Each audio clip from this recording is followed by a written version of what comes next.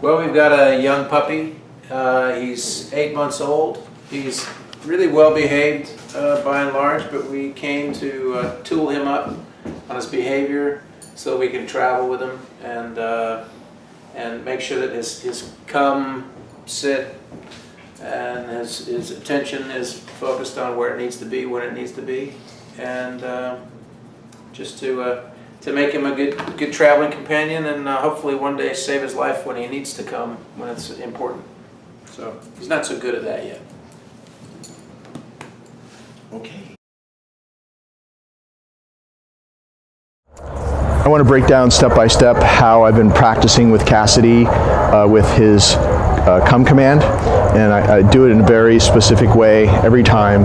And if you get used to just doing it the same way every time, then it's easy to become second nature, and it's just a real simple way to do it. I always use my left hand to hold the leash, and I put my hand through the loop of this just basic 6-foot leather leash, 6-foot training leash. Doesn't have to be leather, but 6 feet's really important. So that way, there's no way to ever lose him.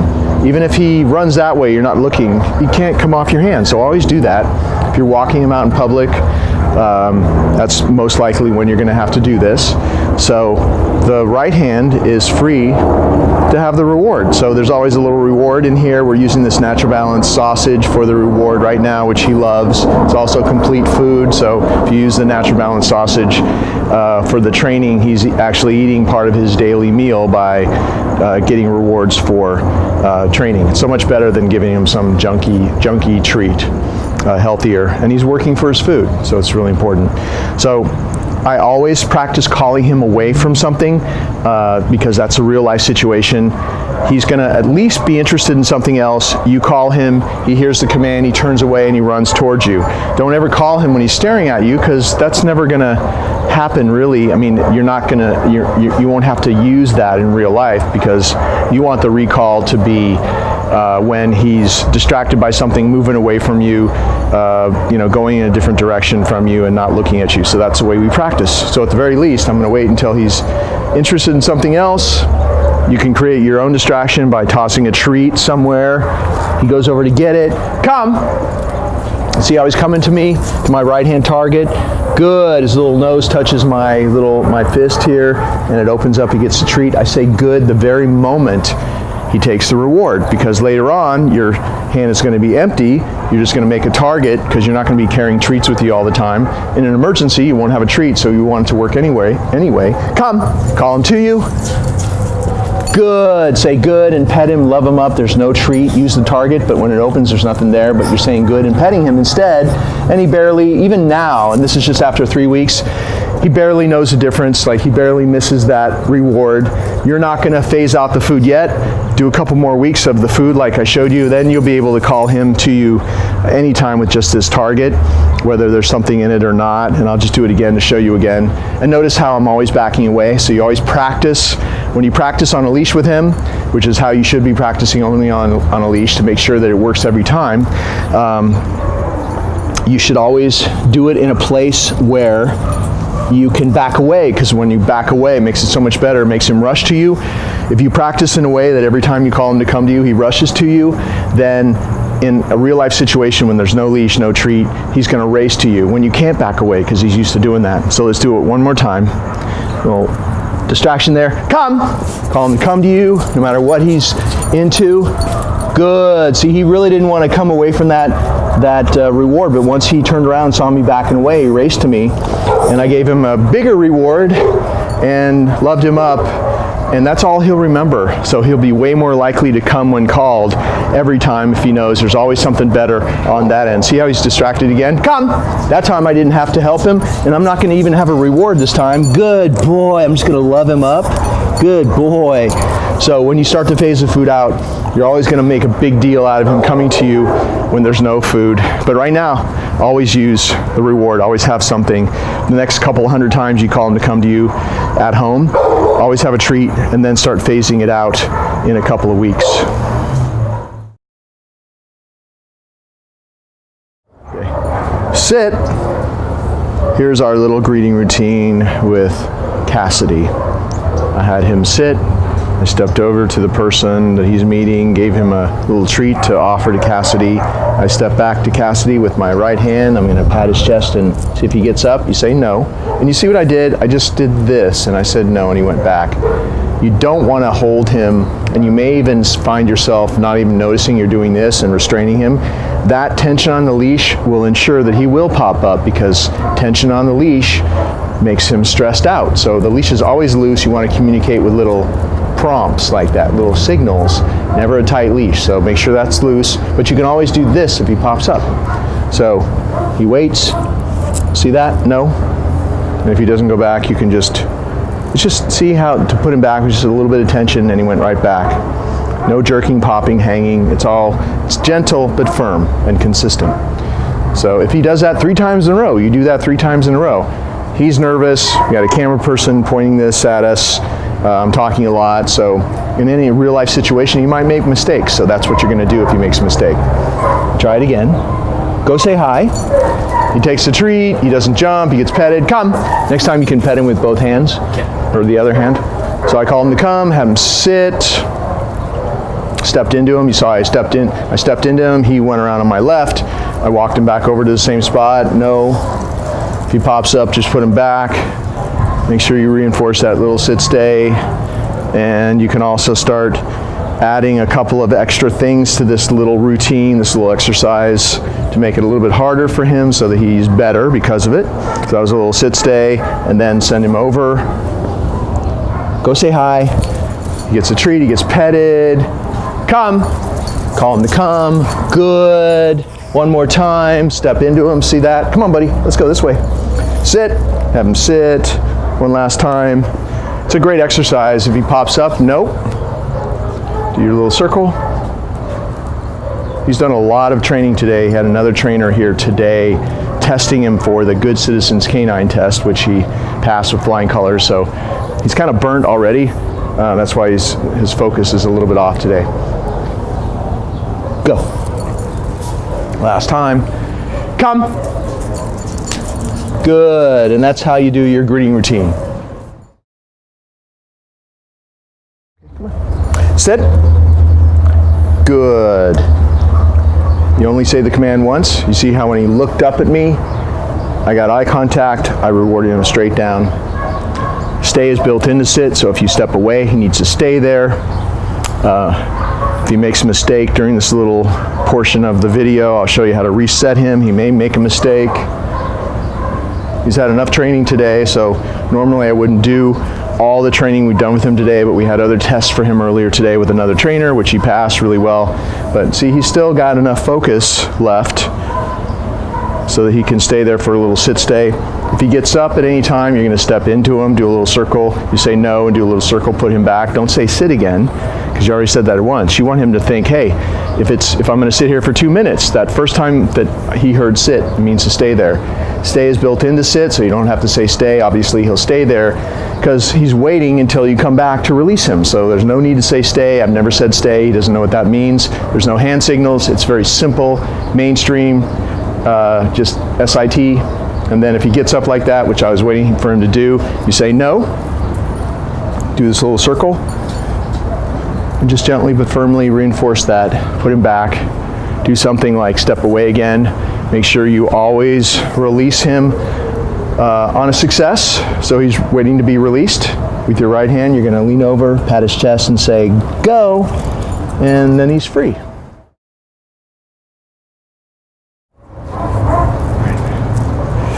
Down. And I am doing the down like that with my foot just because I think you'll have to do that a few times. And it works so much better, and he'll have so much of a, let me say that over. He'll do so much better, and he'll have a much better down the second that you say it. If you, these last days of him learning what down means, if you do everything at once, we kind of assume that he'll hesitate or he won't do it right away because that's the tough command for him right now. So all I did was little loose leash and then down at the moment I say the command. Don't say down, wait for him to ignore it, and then do that, because you can easily get stuck in that pattern where you say it, he ignores you, you force him down, everything at once. Down, just like you saw me do a few seconds ago, and then pretty soon you won't have to do that part. He'll just go down. All he knows, he heard it once, he ended up going down like that.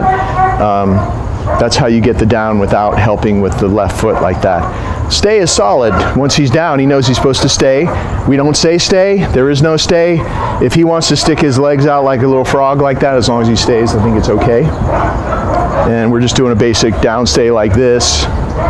But since we're in a fenced yard, I'm going to give him a reward for that. So if you're testing him in whatever way you test him with his downstay, always good. Give him a little reward like that. Make sure you put it on the ground in front of him. Make sure he doesn't touch your hand. Pull it back if he tries to touch your hand. He's got to wait until you place it there and withdraw. But since we're in a fenced yard, we can drop the leash and walk farther away. I can do a bigger downstay, like a wider walk around here. I could go different places, whatever. As long as you're in a fenced yard, you can drop that leash, or an enclosed area as long as it's safe. But don't ever drop the leash if you're out in public, obviously. He gets another reward.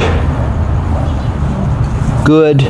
And then I'm going to pick up the leash, and he's waiting. He's always waiting for you to go back next to him and release him. Okay, like that, and then sit. So that's a little variation to what most people usually do. So the sit is because when you release a dog straight out of downstay, they start to anticipate that you're going to release them. They pop up and they run around, they're all excited.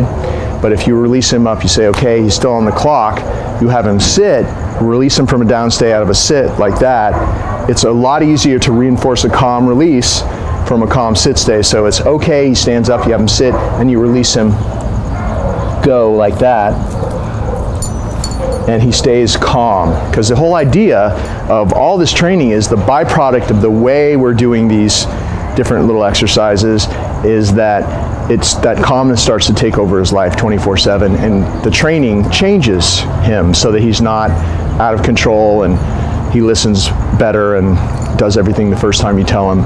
So it's all about how you release him that's really important. That's why we release him that way from a downstay. It's very important.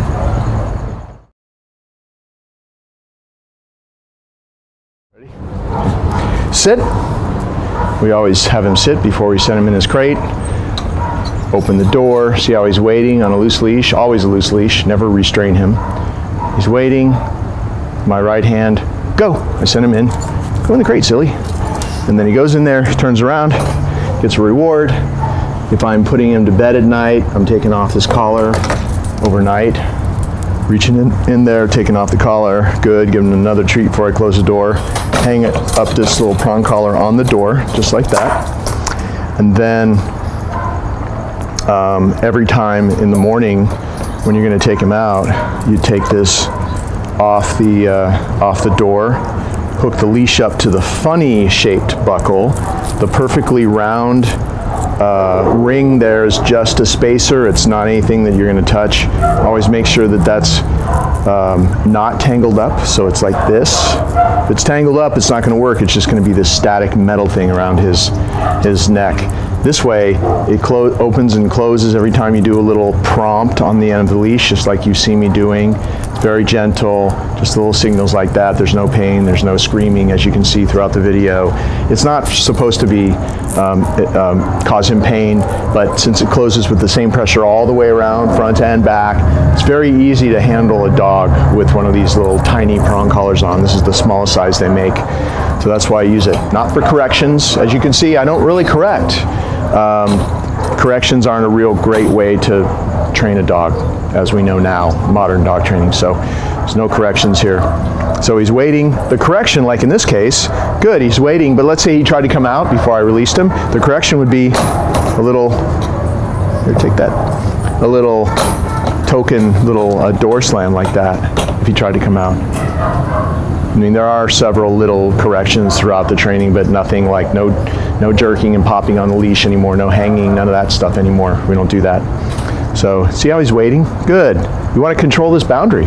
because this is a very important boundary, like the front door or gateways or curbs. Very important that he wait until you actually allow him to come through. It's a very big part of the training. Anybody can do it. You don't have to have muscle or be tough or anything, no matter what size the dog is.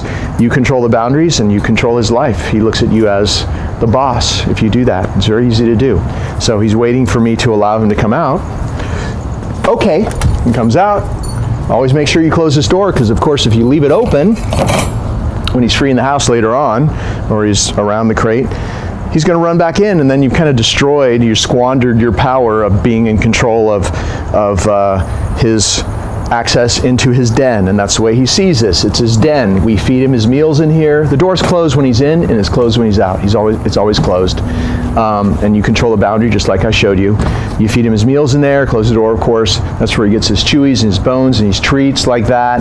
Exactly how I showed you. As long as he waits inside there, he gets a treat. And that's where you give him all his favorite stuff. So he always loves to be in there.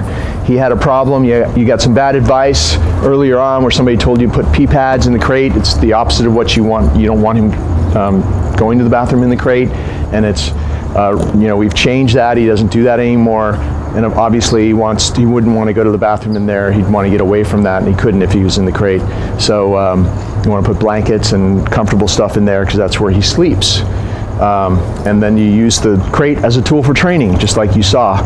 I just did, just controlling the boundary like that.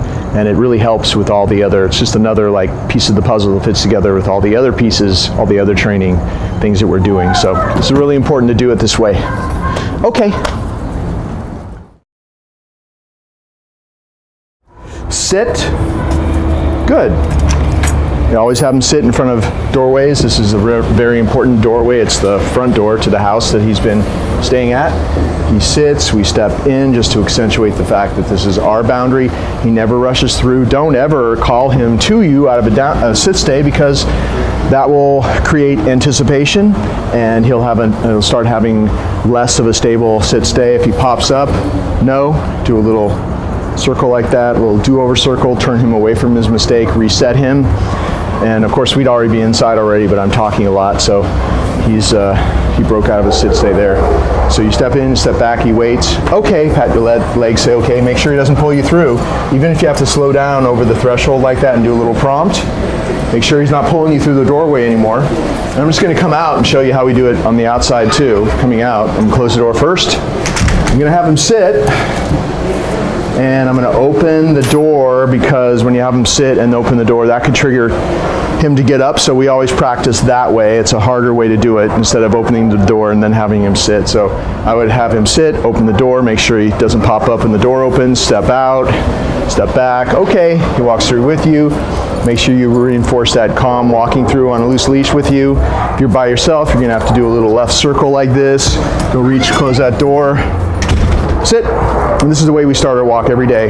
You start the walk and you start the training the second you put the leash on inside. Don't let them drag you through doorways and through gateways and off curbs and then try to start training out there. It's never going to work. No, there's no licking of my pants. So I said sit there.